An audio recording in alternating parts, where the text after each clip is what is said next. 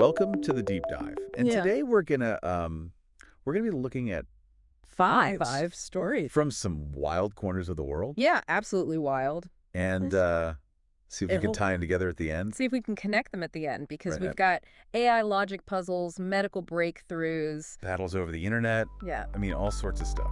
really interesting stuff. So, are you ready? I'm ready. Okay, let's jump into it.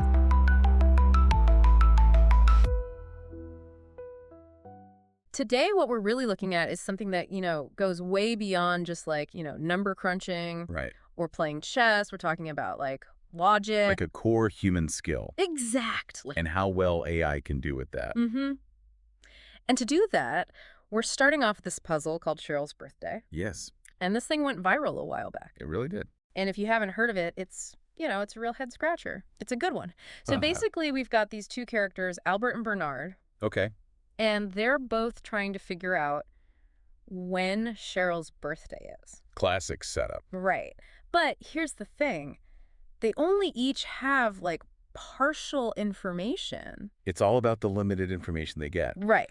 So you get this list of possible birthdays. Look at dates. And then you get these clues based on like snippets of a conversation between Albert and Bernard. And what they know about the date. Exactly. And so you have to kind of put these clues together to try to figure out, deduce what Cheryl's actual birthday is. Yeah, you really got to think through the logic. Yay. Each step. Yeah, so it's like a logic puzzle meets clue. I like that. That's a good way to put it. Right. But what makes this puzzle really interesting, beyond it just being a really fun brain teaser, Right. is that it requires this thing to solve it called theory of mind. Oh, there it is. Yeah. So in simple terms, theory of mind is basically like having this model in your mind of what other people are thinking Right. and what they believe. It's like stepping into their shoes, right? Exactly. And so it's what lets us like predict their actions and understand, why they do the things they do. Yeah, their motivations and stuff. Right. Which is exactly what makes this puzzle so hard It's for true. a lot of people. Yeah, it's tricky. Yeah. It really makes you think. So the question is, can AI handle it? The big question. Can AI do what our brains can? Right. Can these machines solve a problem that's designed to test human reasoning? Right, because we're talking about like this very human skill. And it's a very human type of reasoning. Right. So how do you even start to, figure that out? Well, a good place to start is with those large language models, the LLMs. Okay, so those are the things behind, chatbots and AI assistants. Exactly. They're kind of the brains of the operation. Okay, so I'm guessing it's not as easy as just, feeding this puzzle to the AI. If only it were that simple. Right. No, it's a bit more complicated than that. So how do they test this? Well, you see, these LLMs are trained on massive amounts of data. Like feeding information into a computer. Right, exactly. Like books, articles, even online conversations. Wow. And the LLM takes all this in, analyzes it, and learns. Learns to do what? Well, it learns to spot patterns, make connections between things. So kind of like how we learn. In a way, yeah. But the scale is just mind-boggling. The sheer volume of information they process is incredible. That's wild. So are you saying they could just already know the answer to this puzzle? That's the thing. See, some LLMs are so good at this pattern recognition, they could potentially solve Cheryl's birthday just from having seen it or something similar in their training data. So it's like they're not actually figuring it out. They're just remembering the answer. It's possible, and that wouldn't really be true reasoning, would it? No, not at all. So how do you design an experiment to, make sure that these LLMs aren't just relying on memorization? Well, this is where it gets really interesting. A prominent AI researcher, Peter Norvig, realized that to really challenge these LLMs, he'd have to think outside the box. Think outside the box? How so? Well, he couldn't just use the original Cheryl's birthday problem, Why not? because there was a chance the AIs had already seen it. He needed to make sure the AIs weren't relying on memory. Okay, so what did he do? He created a modified version. Instead of using the original dates, he switched them up. So it's like giving them a pop quiz with completely new material. Exactly. Could the LLM still figure it out, even with brand new dates they'd never encountered before? To see if they could apply the logic to a new situation. Exactly. That's the key. Not just regurgitating a memorized answer. Wow. So did it work? Were the LLMs able to solve this modified puzzle? Some of them did. They actually managed to crack it. Wow, so even with the new dates, the AI could still solve it. So does that mean, like, case closed, they can reason? Well, not so fast. It's not quite that clear-cut. Oh, okay. Why not? Because even though they solved it, there's still this debate about whether they're really reasoning the way we do. I see. So it's like they're getting the right answer, but we don't know how. Exactly. And that's the heart of the issue. Some people, they're skeptical, right? They say, sure, the LLMs solved this modified puzzle, but they could still be relying on something else, Like what? like tiny bits of code they've seen before or patterns in the way the puzzle's worded. Subconscious stuff, you know? Oh, so like they're not really understanding the logic. They're just really, really good at finding shortcuts. That's one way to think about it, is like, imagine acing a test because you memorize the teacher's notes, not because you get the material. Right. But then how can you be sure they're not actually reasoning? Well, that's where it gets even more interesting. Hmm. Because there's another side to this argument, right? Some people are saying, hold on, maybe the LLMs do understand the logic. We just can't tell. We just can't tell. What do you mean? Well, think about it. We're judging them based on code, Mm. right? That's how we're measuring their intelligence. Right. But what if their ability to, like, express that understanding, to put it into code, what if that part's lagging behind? So like they've got the smarts, they just haven't figured out how to show us yet? Exactly. It's like, imagine trying to explain a complex idea. Oh, okay, yeah. Like I get it in my head, but I can't find the right words to explain it to someone else. Yes, exactly like that. Okay, that's a really interesting way to look at it. So it might not be that they can't reason, it's that we need to find a better way to see if they can. Right. And that brings up another point, this whole idea of theory of mind. We've been using it a lot. But what does it really mean for AI? That's true. We kind of just jumped into it, didn't we? We said it's about understanding what others are thinking, but there's got to be more to it than that. There is. Hmm. Because just because an AI can solve a logic puzzle like Cheryl's birthday doesn't automatically mean they've got this full-blown theory of mind. Right. A real theory of mind, like what we humans have, it's not just about logic. What else is it about? It's about emotions, intentions, beliefs, even beliefs that might be wrong. It's complex. Wow, okay, so solving Cheryl's birthday, that's just one small piece of the puzzle. Exactly. And it makes you wonder, how do we design tests for AI that can really get at these more complex aspects of theory of mind? Right, if just giving them logic puzzles isn't enough, what else is there? So, like, what kind of tests are we talking about? What else could we use to figure out if AI has theory of mind? Well, there are a bunch of different puzzles and challenges that AI researchers use. One that's really interesting is the river crossing puzzle. Oh, yeah, I've heard of that It's a one. classic. You've got a fox, a goose, and a bag of corn. Right, and you have to get them all across a river. Exactly. But there's a catch, of course. You can only carry one thing at a time Oh, right, and you can't leave the fox and the goose alone together. because the fox will eat the goose. Exactly, or the goose and the corn. Because then you've got a hungry goose and no corn. Right, I remember trying to solve this one. It's a lot harder than it looks. It is, and that's what makes it so interesting in this context. It's not just about, like, crunching numbers. Right. It's about understanding consequences. Oh, okay. How so? Well, you have to anticipate what's going to happen, right? Well- Based on the, like, the desires, so to speak, of the fox and the goose. So even though they're just like parts of a puzzle, you have to think about what they would want to do. Yeah, like, the fox wants to eat the goose wants to eat the corn. Oh, that's interesting. So you have to think about their motivations, even if they're not like real. Exactly. And that requires a different kind of reasoning than Cheryl's birthday. Yeah, definitely. So how do LLMs do with this kind of puzzle? Well, they can solve the basic river crossing puzzle. Okay. But when you start making it more complicated, adding more elements, changing the rules, they struggle.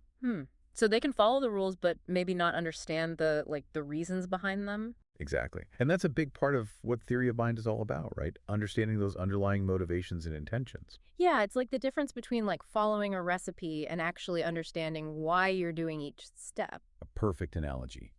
And this is where things get really interesting, because it makes you wonder, are we even asking the right questions when we're trying to measure AI intelligence? What do you mean? Well, we're so focused on whether or not AI can think like us Right. that we might be missing the incredible potential of AI to think differently. Maybe AI intelligence won't look human at all.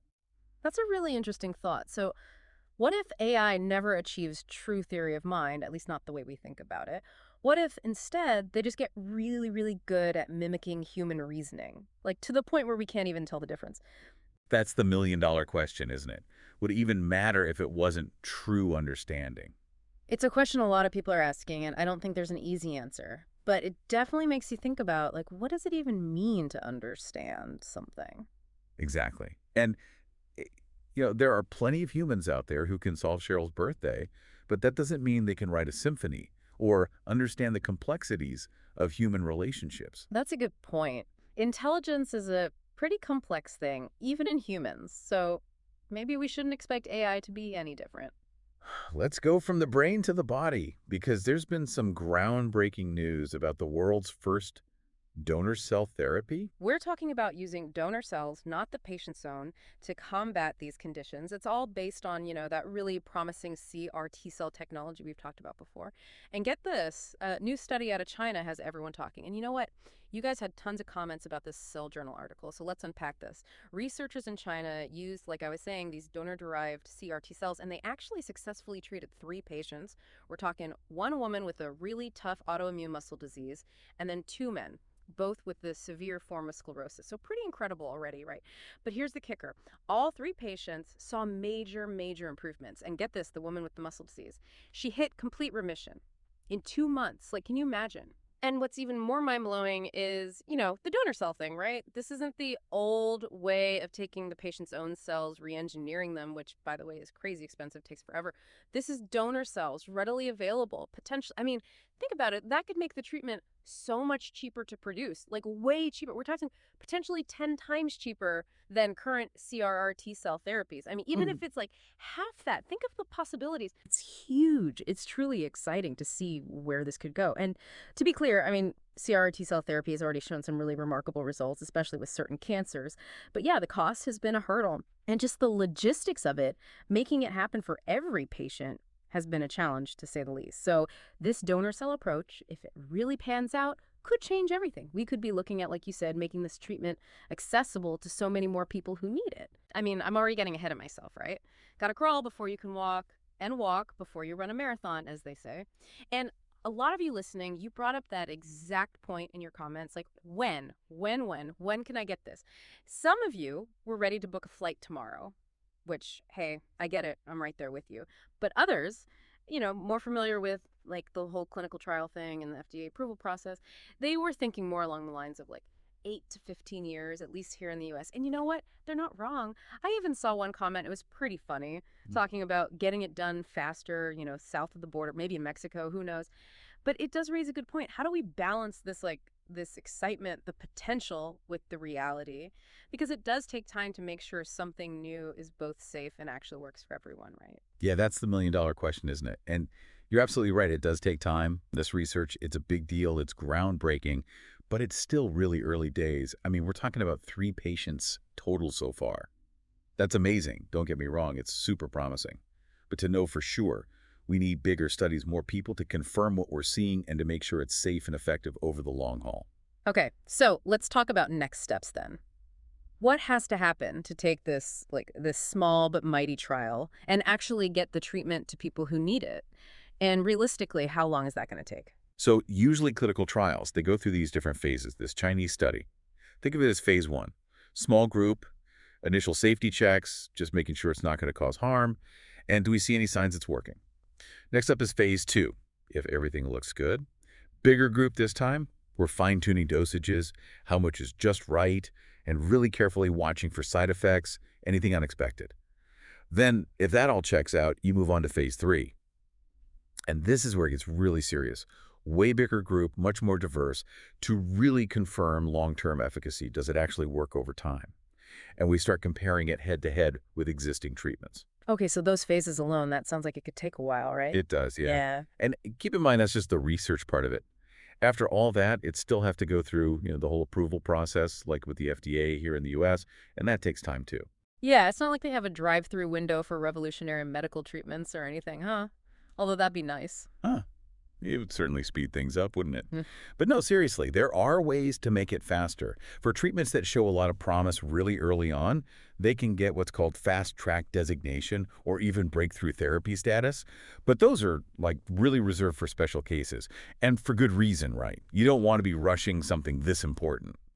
Absolutely. And that's where all those comments you guys sent in about existing treatments really come into play. I mean, many of you are living with these conditions every day. You're all too familiar with the options out there like TNF inhibitors, IL-17A inhibitors, and they often come with their own set of challenges, right? So let's talk about those existing treatments and how they stack up against this potential game changer. So we're talking about like the potential downsides of the treatments that are already out there. And a lot of you mentioned TNF inhibitors, things like Cosintix, which is an IL-17A inhibitor. And I totally get it. You're living with this chronic illness. You don't want a treatment that just comes with a whole other laundry list of problems, right? One listener even said they were scared to try Cosintix because of the possible side effects. And you know what? That's totally valid. It's your health. It's personal. You got to feel good about the choices you're making. Absolutely, and honestly, every treatment has some level of risk, right? I mean, even something as simple as taking an aspirin, it's all about weighing the potential benefits against those risks. And that's a conversation to have with your doctor, for sure. 100%. Now, going back to the comments, another big question that popped up a bunch was, could this donor cell breakthrough work for other autoimmune diseases? Because we know it's not just myopathy and sclerosis, right? We're talking rheumatoid arthritis, lupus, Hashimoto's thyroiditis, like the list goes on. Oh, yeah, absolutely. And it's a question that has researchers, like, really, really excited. Because while this particular trial, it focused on those two conditions we talked about, the underlying way it works, targeting these things called B cells, that could have implications for a whole bunch of autoimmune disorders. Okay, so for those of us who, didn't get a PhD in immunology, Yeah. break it down for us. What are B cells and why are they so important when we're talking about autoimmune diseases? Okay, so imagine your immune system. It's like a well-trained army, right? B cells, they're like the intelligence officers of that army.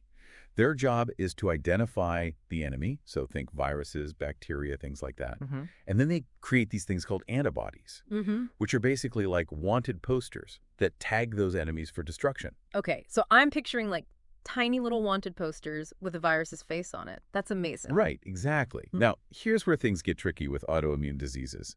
Those B cells, they get a little confused, and they start making wanted posters for the body's own tissues. Uh-oh. Yeah. So instead of attacking invaders, the immune system starts attacking like its own team.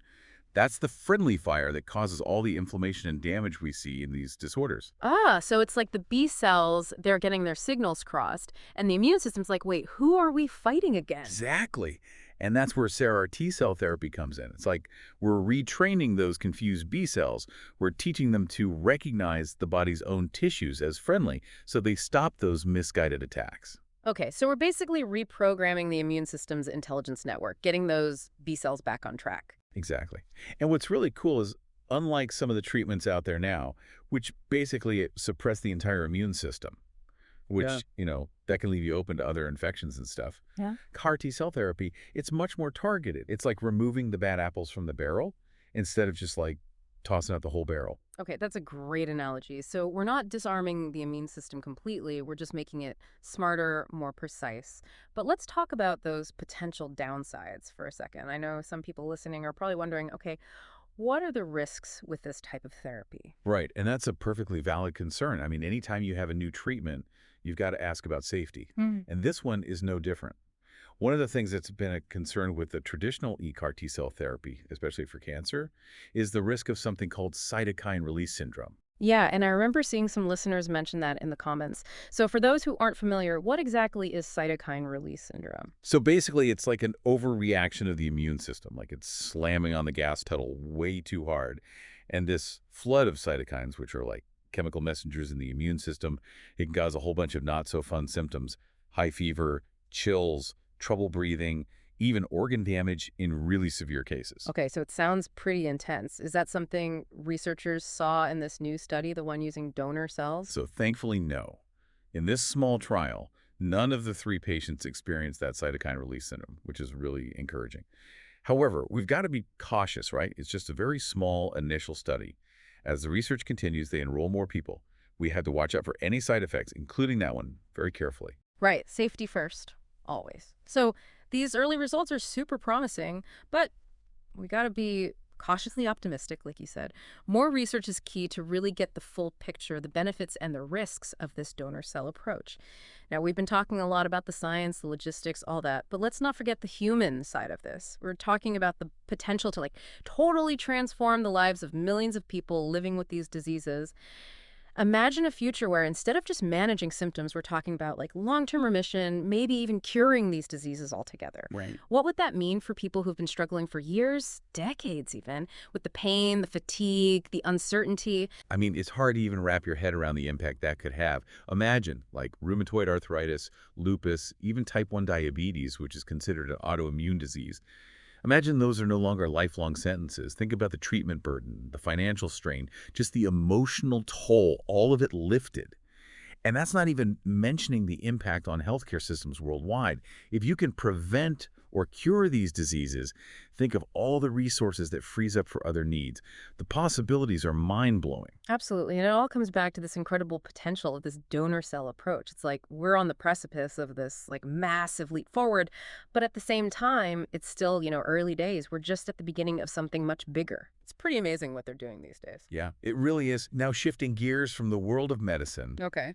to the often chaotic world of the internet. To the internet. Because Cloudflare just went to battle with a patent troll. Oh, patent trolls. Yes, and their victory has big implications for anyone who uses the internet. All right. So you sent the story our way, and it's a wild one, like a real David versus Goliath kind of thing, but with, a tech twist. Cloudflare versus, what was it again? Sable Networks, right? Yeah, Sable Networks. Okay. And it's way bigger than just two companies going head-to-head in court. This one, it gets to the core of, how patent law is even supposed to work when technology changes so fast. For sure. So Cloudflare, they're a big deal in, the web security world, right? Keeping the internet safe and all that. Yeah. Most people know them for protecting websites from those DDoS attacks. Hmm. The ones that can basically shut down a whole business by taking their website offline. Mm-hmm. But they do a lot more in the cybersecurity space. Right, right. Okay. And then on the other side, we have Sable Networks, and they're not really creating new technology, are they? It's more like they got their hands on a bunch of old patents. Yeah, they scooped up a bunch of patents from a company that doesn't even exist anymore, Caspian Networks. They were a hardware company. Just being networks. Okay. So it's kind of like, imagine finding a box of really old maps, right? Yeah. Those maps might not be worth much on their own, Right. but they could lead to something valuable, like buried treasure, if you can figure out what they mean in today's world. Okay, I see where you're going with this. So Sable is using these old maps, so to speak, to go after Cloudflare. What exactly did they claim Cloudflare did? So Sable said Cloudflare was infringing on 4 of their patents. And get these patents. They were all about hardware-based router technologies. Hmm. And they're from over 20 years ago. We're talking about tech from a completely different era. Cloudflare, they're all about modern software-defined cloud services. It's like accusing Tesla of stealing ideas from a horse-drawn carriage just because they both involve wheels and, moving people around. Exactly, a really strange comparison. And Sable wasn't messing around either. They weren't just looking for a small settlement. They wanted a massive payout, something between $25 and $94.2 million in damages. Wow. Okay, so how did Sable even try to justify that? How can you say technologies from totally different times are infringing on each other? Their argument was basically, look, even though what Cloudflare is doing is software-based, it's doing the same things as the old hardware described in our patents. And unfortunately, that kind of argument, it's something you see a lot in these patent lawsuits. So they were basically saying, it doesn't matter how you do it, it just matters that it gets done. But I'm guessing Cloudflare wasn't going to take this lying down. You're right, they didn't. Cloudflare, they decided to fight back and not just, deny everything, but actually try to completely invalidate those patents. Okay, now that's interesting. So how'd they plan to do that? Well, they had a two-part strategy. So first, they brought in this technical expert, Dr. Men, to really pick apart Sable's claims. And Dr. Men, he showed the court how Cloudflare's tech worked in a completely different way than what those old patents were talking about. It was a way of saying, look, these two things, they're not even in the same ballpark, technologically speaking. So they were saying technology has moved on. What was relevant 20 years ago is practically ancient history now. Exactly. But the second part of their strategy, that's where things get really creative. Cloudflare, they decided to use the power of the crowd. They created something called Project Django, which was this crowdsourced initiative, and they offered rewards, basically bounties, to anyone who could find what's called prior art. Prior art. I'll be honest, I'm not sure I've heard that term before. What does it mean exactly? So prior art is basically any evidence that the same technology or something very similar already existed before that patent was even filed. So think old patents, research papers, even just product manuals, anything that shows the idea wasn't really new. Cloudflare was essentially saying, if you can find proof that these router technologies were already being used before Sable's patents, we want to hear from you. So they were going after the very foundation of Sable's case, trying to prove those patents shouldn't have been granted in the first place. Exactly. And they were serious about it too. They were offering real money for anyone who could dig up this prior art. Pretty bold move, and it definitely got people's attention. Yeah, it sounds like they were making this very public. Was that part of the strategy or just a PR stunt? Well, it was definitely good PR. Yeah. By involving the public, they were raising awareness about this whole issue of patent trolling. But it was also a really smart legal strategy, too. So they were like tapping into this global brain, turning it into like a worldwide investigation. Did it work? Did they find anything? It totally did. Like, Cloudflare was flooded with submissions, hundreds of them. Mhm. People from all over sending them potential prior art. It was incredible. They found old research papers, patent filings, even stuff from companies like Nortel Networks and Lucent, all showing that these router technologies that Sable was claiming, they were nothing new. Wow, so they basically handed Cloudflare a silver bullet. What did Sable do? Well, it would be, what could they do? Faced with all that evidence and the thought of this very public defeat in court, they decided to change their tune. They caved. So Cloudflare got their millions, right? Not quite. Mm-hmm. They did settle, but it wasn't even close to what Sable originally wanted. Yeah. In the end, Sable actually ended up paying Cloudflare. Really? Yeah, but only $225,000. Wait, so from like $94 million to $225,000, what happened? And here's the real kicker. As part of the settlement, Sable had to agree to basically give up all their patents. They made them public, which means no one can use them to sue anyone anymore, not even Sable. So they basically shut down their own little scheme. I bet that made a lot of people in the tech world pretty happy, huh? Oh, absolutely. This whole thing, it was a huge win for Cloudflare, but it was also a warning shot to all those other patent trolls out there. It showed them that companies, they're not afraid to fight back, especially if they've got the public on their side. It's kind of inspiring when you think about it. A company that actually stood up for, innovation and fairness, and they pulled it off. Yeah, and they did it in a really clever way by embracing this idea of transparency, getting people involved. It'll be interesting to see if other companies try this kind of approach in the future. I guess we'll have to wait and see. But one thing's for sure, this whole Cloudflare and Sable thing, it's definitely given us a lot to think about, especially with how fast technology changes these days. Our next story takes us into the world of web design What design? Okay. with a legend named Jeffery Zeldman. I mean, this guy's a giant. Like early internet days, giant. Yeah, you think about back when, browsers were the Wild West. He was one of the guys who made websites actually work. He designed the Batman Forever website, Oh, wow. 1995. Okay. That was cutting edge back then. So when this guy writes about staying somewhere, gotta figure there's a story there. Big time. And what's so fascinating about this post, and this is where those comments really become gold, is it's a snapshot, right? Yep. Yeah. Like a mini version Yeah. of this huge thing happening in open source right now. So give us the Spark Notes version. What's the situation? What's going on? So Zeldman, he works at Automatic Wrap. Yeah. The company behind WordPress, which, let's be real, powers a huge e-chunk of the internet. Reading between the lines here, there's a wave of people quitting, legal stuff brewing, the whole 9 yards. Sounds messy. What's making everyone jump ship? Well, people are talking about this legal battle, maybe with WP Engine, which is a big hosting company. And it all seems to come down to this question of, who contributes to open source and who actually benefits? Which is always tricky, right? It's like that friend who always forgets their wallet when you go out to eat, Oh, yeah, but then they're buying rounds of drinks for everybody else the next week. exactly. And get this, apparently, Zeldman was offered a severance package, which he mentions, by the way, while also talking about dealing with medical debt. Oh, wow. Talk about a rock and a hard place, huh? That adds a whole other dimension to it. It's not just a job, is it? No, It's personal, it's principles, the whole thing. It really makes you think about that title, I Stayed. He's not just talking about a job. He's talking about, taking a stand. Totally. And this is where it gets even more interesting because who is Jeffery Zeldman, right? I mean, you look at his comment section, it's like a who's who of the internet. One person called him a living legend.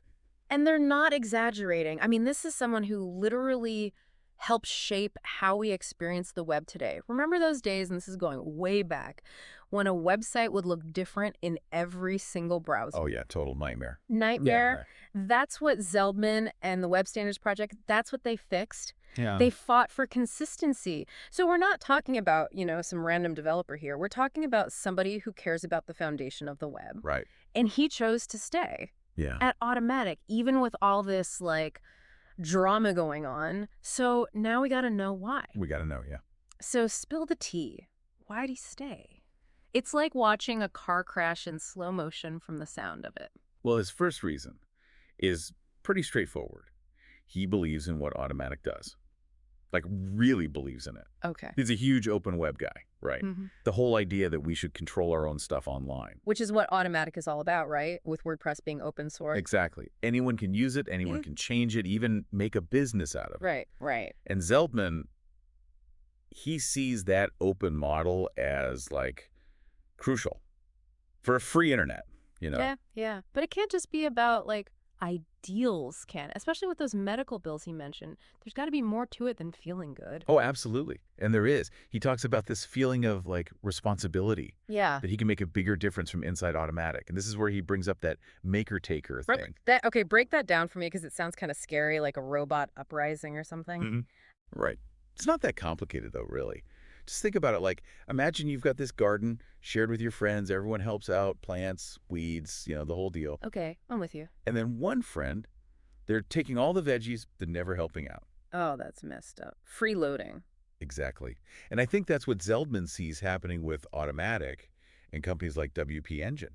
Taking all the good stuff without giving back. Exactly. They're using WordPress, this shared resource, making tons of money, but not really contributing back in the same way. It's like that friend who never chips in for gas money, but they're always down for a road trip. So that's why people are fired up in the comments. Totally. It's about fairness, Yeah. Something we all deal with. Totally. It's like life stuff, but online. Yeah. And that's why Zeldman staying is a big deal. He's like, I see this problem, and I'm going to try to fix it. It's just this nice reminder that... take a step back. Yeah. And appreciate the craft. Exactly. Find something you love. And yeah, what do you think? Have you experienced that kind of fulfillment in your own work? Absolutely. I think there's a really special kind of satisfaction that comes from knowing that your work has the power to positively impact other people. Yeah. Even in small ways. Totally. That's always really rewarding. Yeah, for sure. And that is a great note to end on. Yeah. Because we have covered a lot of ground today. We have. From AI. Yes. To the future of medicine. The internet, patent trolls. To the power of individual purpose. It's all connected, man. So what's your biggest takeaway?